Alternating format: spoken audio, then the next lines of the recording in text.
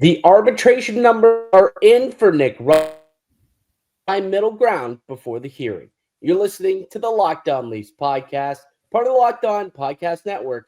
It's your team every day.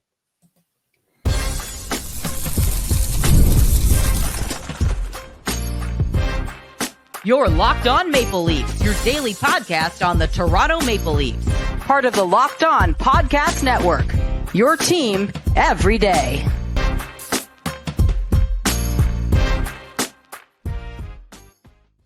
Hello and welcome into the Locked On Leafs podcast, a daily Maple Leaf-centered podcast hosted by myself, Mike DeStefano, and my co-host, Dave Morassutti. Today's episode is brought to you by Gametime. Download the Gametime app, create an account, use code LOCKEDONNHL for $20 off your first purchase. I bet a lot of people will be wanting to use that promo code LOCKEDONNHL on Gametime in Shane Bieber's first appearance with the Blue Jays in a couple of weeks. I see you're sporting a Jays shirt. Did you like what they did at the deadline, Dave? We'll get to Leaf talk in a sec. Did you like the Jays deadline? I didn't hate it.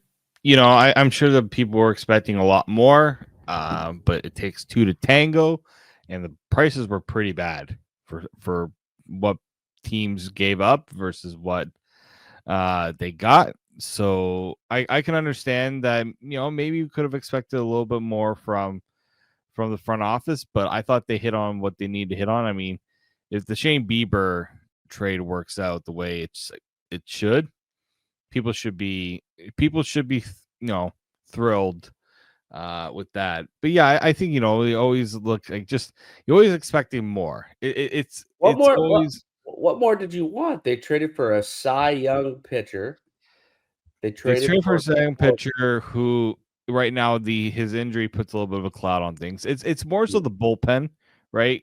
Could they have gone like, you know, the Yankees redid their bullpen with two pretty decent additions. You know, a lot of teams figured to add, I think just more high upside. I love the reliever they got from Baltimore. Dominguez, he looked stellar in those two appearances in Baltimore. Yeah. But I think maybe just if they could have found a way to get one more bat, then that was kind of the one thing maybe. But I think they're banking on maybe Varsho coming back. He's supposed to be back soon. Well, right? That's it. Like Varsho is that bat you're bringing back, right? You hope that Santander can get healthy, and there's your big time bat, right? You're injecting into the lineup, so they're gonna get it internally just by guys getting healthy, I think. But I thought they did a really good job. Actually, I'm much more bullish on the deadline. That relief pitcher that they picked up, solid. With Louise Varland. Louise Varland. Yeah, he's a decent ad for sure. Yeah, but and like you said, Dominguez as well. And if Bieber turns out, it's a high upside play, that's for sure.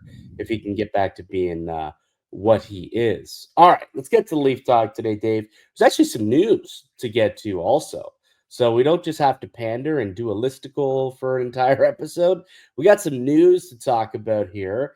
So Nick Robertson and the Toronto Maple Leafs have officially filed for their arbitration hearing, which is taking place on Sunday. So this Sunday, so just a couple of days from now. And we now know what the numbers are for each player and the team. And so what we know right now is that Nick Robertson has filed, and he is asking the arbitrator for $2.25 million. That's what he believes he is worth, 2.25, and the team believes he's worth 1.2. So a little over $1 million gap between Robertson and the Maple Leafs, which is interesting because that's not a large gap when it comes to arbitration. Like, I don't know if you saw the numbers for Dylan Sandberg, who was they filed, they got to a point where they had to file and they had to put their numbers out there and they became public. I believe there was like a $4 million difference between what Dylan Sandberg, defenseman of Winnipeg, wanted and what the Jets wanted to do. Now, they ended up coming to a long-term contract extension prior to getting to the arbitration case, and it's still possible that we could see that happen between now and Sunday. Once this case starts, though, at that point, you can no longer hammer out an extension, and the contract will be either 2.25 or 1.2 at that point. But to only be $1 million off is really not that that far off for players that are kind of in this situation, I feel. Yeah, I mean, like, it's not the kind of it's not like that situation where the Sandberg one where I was kind of surprised he even got a long-term deal, because you figure like, oh, like look how far apart they are in the arbitration number. It's like that's just probably the Jets just try. They always you always see the team go low, like super low, in order to try to bring that if they do go to arbitration, maybe the arbitrator tries to find that good middle ground, because that's usually what happens. I usually don't see the arbitrator side too much with one number over the other. But I think with the Robertson one, like how have they not been able to figure out this 1 million gap? Like that's the part that I'm like I'm kind of wondering is how can both sides not figure out how to come together on this deal before even arbitration happens.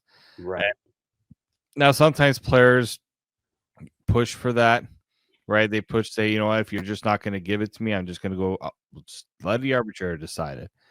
And that could be the case. I just kind of find it's interesting that I thought maybe Robertson would have gone a little bit higher, like not too much higher. I think it's hard for him to justify asking for a big number, but like 2.25 is not astronomical. No, like when I went through, this is probably about a 2 weeks ago, I want to say, where I went and I found like the comparables, the contract comparables for Nick Robertson, and the 5 names that I found to me that made the most sense in terms of the goal and the offensive production. You had Jack Quinn, who signed for 3.375. You had Niels Höglander, who signed for $3 million. You had Jonathan Berggren, who signed for 1.875. Bobby Brink, who signed for 1.5. And then you had Mackie Samoskevich, who signed for $875,000. Now, Samoskevich did not have arbitration eligibility, where those other players did, so that's probably why his number is a little lower than the rest. But like we're talking 1.5 to like 3.3. So he went somewhere in the middle there at 2.25, which is probably smart on Robertson not to overinflate his value like some people like to do. He pretty much said, "Hey, I think I'm about in between where this is, and I think I'm worth that. Like I score 15 goals per game." Or per season. Like I'm good for 15, 20 goals.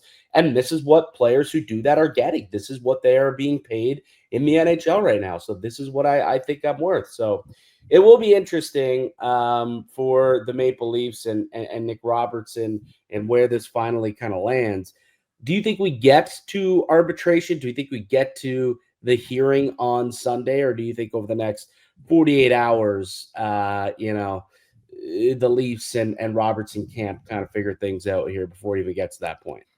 I'm kind of expecting it to go the distance now, because like you look, the Leafs have done it with 2 other players, Connor Dewar and Ilya Samsonov. Like they've gone to arbitration with both of them. So it's I don't know if it's just the front office just finds it's just an easy way for it to be done. And like if we're being honest here, the relationship between Robertson and the Leafs hasn't exactly been great, right? In terms of the trade requests last year. So the Leafs probably just feel like, what's the difference if we wait this off until arbitration, let the arbitrator decide? Because even whatever number the arbitrator decides, the Leafs will be fine with it. Like, it'll be between those 2 numbers, which is probably where you'd land anyway. Yeah. Ultimately. So if I'm the Leafs, it's just like, okay, if you don't want to come together on a deal, let's just let the arbitrator decide, and we'll just go from there. Yeah.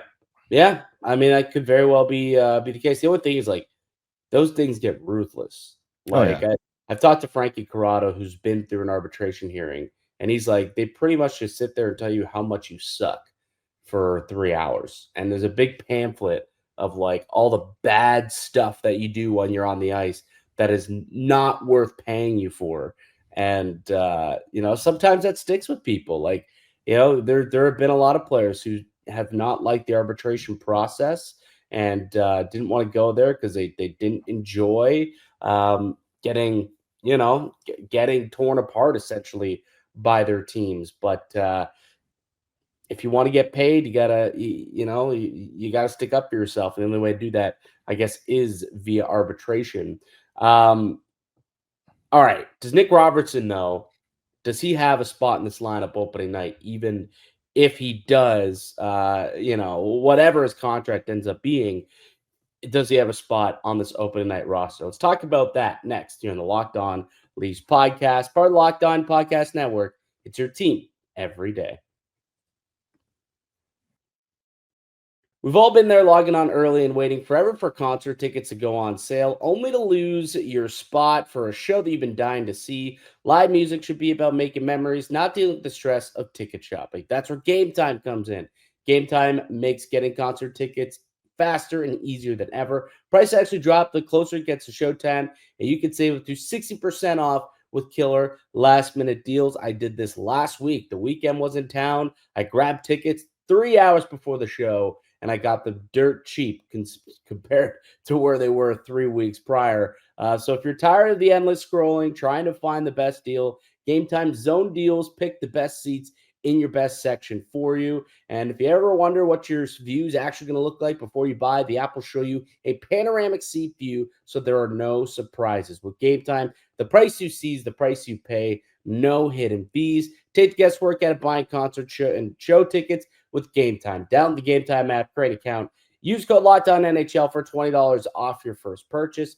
Terms apply. Again, create an account. Redeem the code LOCKEDONNHL for $20 off. Download Gametime app today. Last minute tickets, lowest price guaranteed. Welcome back into the Locked On Leafs podcast. Mike DeStefano, David Morassutti with you, as we are every Monday, Wednesday, and Friday throughout the summer here on the Locked On Leafs podcast. We didn't go anywhere. We are here for you all summer long. And there's not a whole lot of news these days, but we do finally have something to react to with the Nick Robertson hearing upcoming this weekend, and the arbitration numbers have been set. Again, it's $1.2 million is what the Maple Leafs have filed for. $2.25 million is what Nick Robertson has filed for. And if they don't hammer out a deal at some point between now and the hearing on Sunday, then the arbitrator will decide how much Nick Robertson is set to make next season. And the Maple Leafs really have nothing to say about it. Now, they do have as much cap space as they need. Like, even if Robertson wins and they get the full ask of 2.25, they've got $2.9 million in cap space currently right now. And that's with a full 23-man active roster. So they've got the money. So it's the money's not going to scare you off, and they'll still end up with some, extra cap space the first time in a long time. But still, the Maple Leafs want to make sure that they're utilizing their cap smartly and don't just want to give extra hundreds of thousands of dollars away on the cap that could be used to accrue money for the deadline. So obviously the Leafs still want to get their bang for the buck and make sure they get the best deal possible. And I think it's also worth asking and having that conversation, Dave, too, because is he even a guy who makes this lineup on a nightly basis? How much do you really want to pay a guy who will have to scratch and claw just to get into the lineup? We're also talking like there's just too many of those guys, and like I look, Robertson has one thing kind of going for him, is that he can produce when he is in the lineup. He can show those numbers. Say, look, when I actually do get in, I literally have been known to be called the healthy scratch magician, where I come back from a healthy scratch and I score a goal, right? So like he can at least put that up. But at the same time, there's reasons why he's not in the lineup every day, because when he is not scoring, there's other parts of his game that are lacking, right? His size makes it tough for him to kind of do some of those other things that, keep other players in the lineup every day. So, yeah, like you got so many, like we talk about why David Kampf, we'd like to see him go, because for what he is, his role being reduced, you can't be paying 2.4 for that type of player. Even like Cal Yarncroc, at least, defensively, you can have him out there and he'll do those other things. But at 2.1, if he's not playing higher up in your lineup, is that money well spent, right? And it'll be the same for Robertson too. Well, playing higher up in the lineup is less of a worry. Being in the lineup is pretty much where I draw the line. And again, I that's where I'm like, man, you really gonna pay a guy north of $1.5 million, north of $2 million maybe to be a perennial healthy scratch? What's the point, right?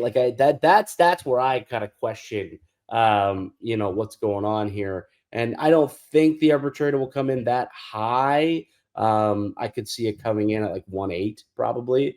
But still, it's $1.8 million is going to make that a healthy scratch on a regular basis. I don't know. It is kind of an interesting kind of dilemma and predicament. I'm pulling up the cap wages, pulling up right now what the Maple Leafs roster looks like without Nick Robertson on the team. And I mean, look, where does he fit here, Dave? Explain to me where he is going to fit on this team. You've already got the lineup currently set with Nyes, Matthews, and Domi as your top line. Nylander, Tavares, and Michelli as your second line. He's not going to play on the third line here, which go to Joshua Nicois. Probably have Bobby McMahon there. Lorentz, Lawton, and Yarncroc was a pretty solid fourth line through the playoffs last year. Good identity line that can play both sides of the ice. So where is he realistically going to play? It's almost as if he has to challenge for a top 6 spot, but I doubt that he's going to win out over Domi or Michelli. I don't see it either, because frankly, he doesn't bring the consistency that's needed to play in those spots. And I understand people have their qualms about Max Domi, but at least the guy has shown in the past that he can be a consistent contributor in the top 6. Robertson has not shown that. And we've been asking for it for a long time, right? Looking for a guy that can provide that secondary scoring. He is supposed to be that. And not just during the regular season, but in the playoffs too. So, at some point you have to, this is why the trade route was always kind of you just trade him, get some assets back. He can now go into a new team and maybe they'll use him in a role that's more suited for him, because there really isn't that position there in Toronto. He doesn't have that, guaranteed spot to say this is exactly where he fits. He'll work here perfectly, because it just hasn't to this point. No. He's had I don't know, I don't have the numbers for me, but I'm sure the Leafs will probably say in the arbitration hearing, look, this is how much time you have spent in the top 6, and this is what you have done, right? If you think you're a more valuable player, our numbers have kind of shown that you're not that. Yeah, you scored 15 goals last year, but in the playoffs, that production wasn't there, and there was a reason why you were not in the lineup in the playoffs, because when the production wasn't there, we had to find other things that were more useful in the role that you were supposed to play. Well, last year, was the healthiest season that he's had in his career. Was able to play 69 games for the Maple Leafs, but he averaged a career high. It was only 12 minutes. That's borderline fourth line minutes right there, and that's kind of back-to-back years where he's been a fourth line minute guy. Last year, 11 minutes and 23 seconds. 2 years ago was his career high at that point, and then that went up to 12 minutes, per game this year. So that's kind of what they're telling you. It's two different coaches too that have done that, right? That have sat there and said, yeah, we don't feel as comfortable playing you up the lineup. We'll throw you in, try and get some offense out of our bottom 4 or bottom 6 on the fourth line. And he was able to do that from time to time, but there's also a lot of stretches where he went silent. And then again, yes, they would scratch him. He would come back. He would score. and it was just a funny little trend that kind of persisted throughout the season. But you got to be a little better than that. Like for me, like if it's kind of difficult to look at him and say like, yeah, he doesn't provide, a whole lot of offense for a team that lost a lot of offense with Mitch Marner. Okay, at least he is someone who could score goals. And scoring goals has been their problem, especially in the playoffs. They scored 2 goals in the final 3 games against the Florida Panthers, if I'm not mistaken. So they definitely do need to go out and do a little bit better. And Nick Robertson, I just don't know if he has a spot in this lineup on a nightly basis, and just feels like too much money to pay for a guy that you are penciling in as a press box filler for most of the season. When he's making league min, you don't really care that he's not in the lineup. But once you start paying him, as you said, like into that 1.8 to 2 million range, that can't be happening. Like when Kampf was being a healthy scratch, it's like, okay, so why are you having David Kampf on your team, right? Like, what's the point if you're going to put him in the press box? Right. It's going to be the same if David Kampf is still with this team going forward. I'm going to have the same comments as I will with Robertson. Like, what's the point? And now the point is probably that they couldn't find a taker for him, and I can see that because he makes too much money for what he is, and he has a partial no trade for some reason. So, that was probably the dumbest thing that Brad Treliving has done. One of the dumbest things he's done since he's come to Toronto is give him any sort of trade protection on a deal like that. You gave him trade protection by giving him $2.4 million, Brad. You did not need to add fuel to that fire. I think right now it's a 10-team no trade list. So like, okay, maybe you can get around that, but still, why are you even putting yourself in that situation? Yeah. I just think that when you look at Robertson's situation, it's just, I would rather have a Nick Robertson on my team than David Kampf, because at least if I put Nick Robertson out in a game, I can at least expect maybe he'll score a goal, because he's at least had that, done that. Kampf I used to be okay. You could throw David Kampf for a late face-off defensive zone situation or the penalty kill. Now he lost those. He even lost those roles to Austin Matthews and a bunch of other guys because he wasn't doing that to the standard that Craig Berube had. So it's just like, that's the concern I have, is if you're going to pay Robertson, then you better have a plan for him and not just, we had to pay him because he went to arbitration with us. Like, well, then you should have traded him last year when he had asked for out. Even if you had to sell low, you've done that with quite a few of the former Dubas players, like a Timothy Liljegren, and you can go down the list of how many players at least have just kind of tossed aside because they didn't fit the current, what the team's direction. So that's the one. Maybe actually still see something in Nick Robertson, but him and Craig Berube got to get more on sync and what that actually is. Yeah, so we'll see. The hearing is set for this Sunday, and there's a possibility that they could hammer out an extension over the next 48 hours leading up to Sunday. But once they enter the courtroom and speak to the arbitrator and state their case, there's no more extension talks between the Leafs and Robertson. The contract or the dollar figure is solely going to be in the hands of the arbitrator, and the Maple Leafs and Nick Robertson have to take whatever the arbitrator comes back with. So that's the situation when it comes to Nick Robertson. So we'll see how this all plays out.